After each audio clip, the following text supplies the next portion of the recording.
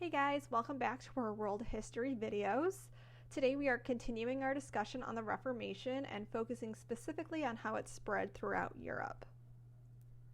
Here are the focus questions for today's video. The first is, why did the Reformation spread throughout Europe?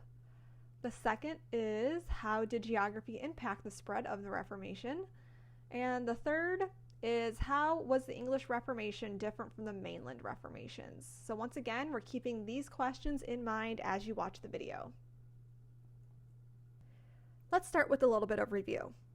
The Protestant Reformation was a series of religious revolutions against the Catholic Church starting in 1517 when Martin Luther wrote his 95 Theses, which highlighted his objections against the actions of the Catholic Church.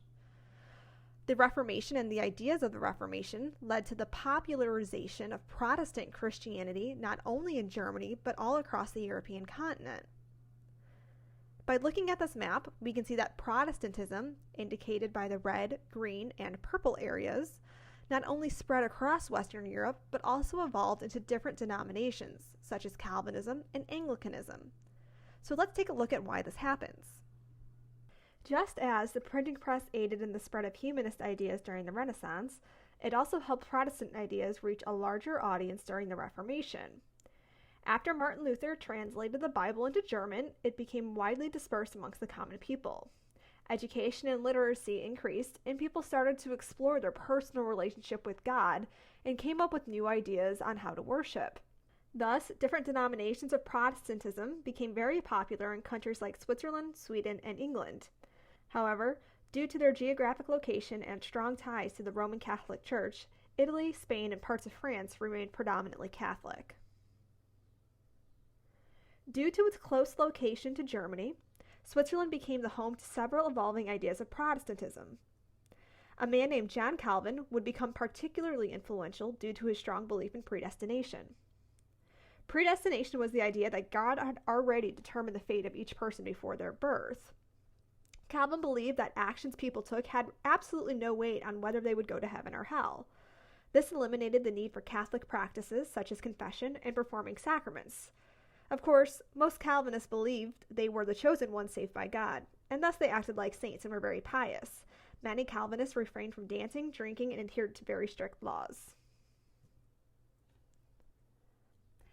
Protestant ideas would spread further north to England, where the absolute and infamous King Henry VIII ruled. When Henry was ordained king in 1509, he and his subjects were loyal to the Pope and to the Catholic Church. In fact, he was named the Defender of the Faith after publicly renouncing Lutheranism. However, after a series of events that led the king and the Pope to clashing heads over who had more authority, Henry joined the Protestant movement and formed his own church, the Anglican Church. In order to understand why Henry VIII breaks with the Catholic Church, we need to provide some historical context. And be warned, this might start to sound like a daytime soap opera.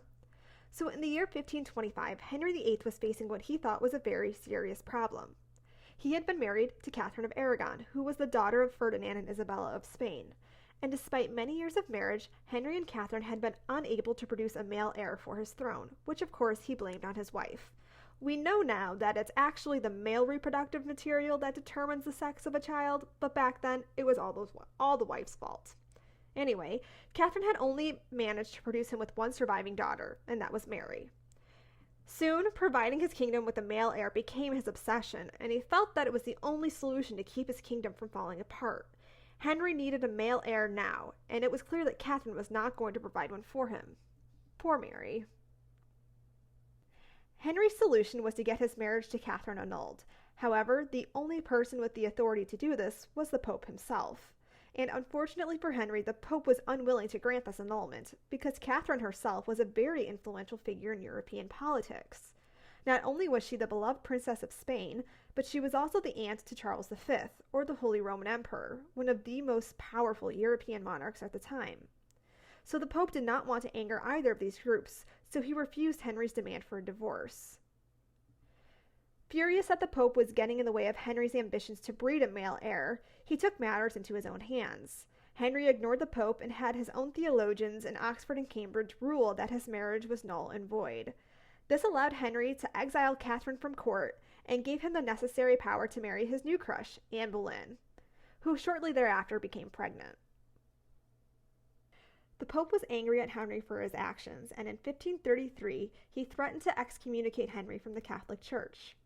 Unlike with Martin Luther, Henry's excommunication was a more serious threat, as not only did it apply to Henry, but also to all of his subjects. In other words, if Henry was excommunicated, it would threaten the salvation of every single person living under his rule. Not to be outdone by the Pope, Henry pushed the Act of Supremacy through Parliament, which officially broke all ties to the Roman Catholic Church and established the new Church of England, or the Anglican Church. In the Church of England, Henry the King was the head, and not the Pope, which gave Henry basically any right and all power to do as he saw fit. It's important to understand that the English Reformation had been more political than theological, as Henry really had no objections to the Catholic faith itself. Instead, he was just looking for political freedom from the Pope. Henry also wanted to avoid a religious rebellion, considering the majority of his people were quite happy with the Catholic Church. So Henry decided that most Catholic practices and doctrines would remain unchanged in the Anglican Church. So Anglicans still engaged in many of the same sacraments of Catholicism, such as baptism, the Eucharist, and confession. The only real difference was that the prestige and profit of the Church would go to Henry, and not to the Pope.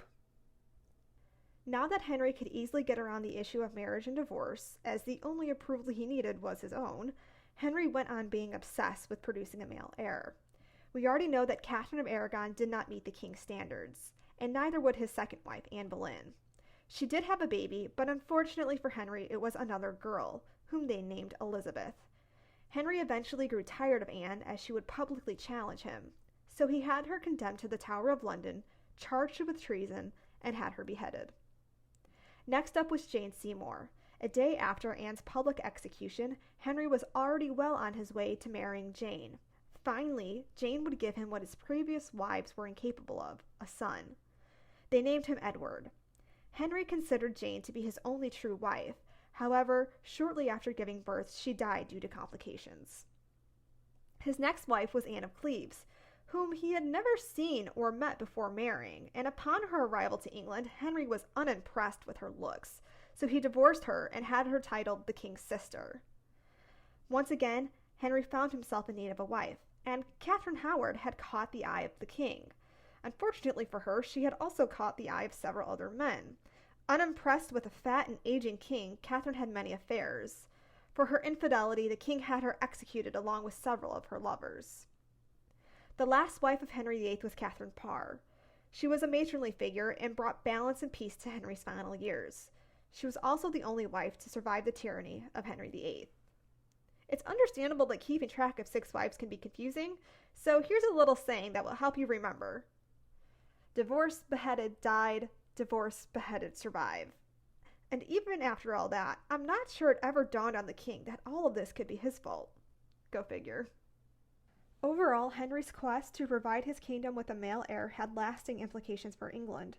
His rejection of his first wife, Catherine of Aragon, made permanent enemies of Spain and the Holy Roman Empire, an act which would later threaten the Tudor dynasty.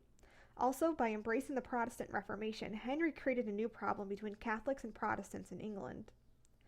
Once Henry died, his beloved son Edward assumed the throne at age 9. Unfortunately, Edward had always been a sickly child, and he died at the age of 15. The son that Henry wanted so passionately to carry on the legacy of the Tudor name had died. Ironically, Henry had not needed to worry about a male heir succeeding him at all, because Henry's daughter, by Anne Boleyn, Elizabeth, proved to be one of the most powerful and competent rulers in all of English history. That's all I have for you for this episode. Don't forget to take the quiz before class tomorrow, and I will see you then.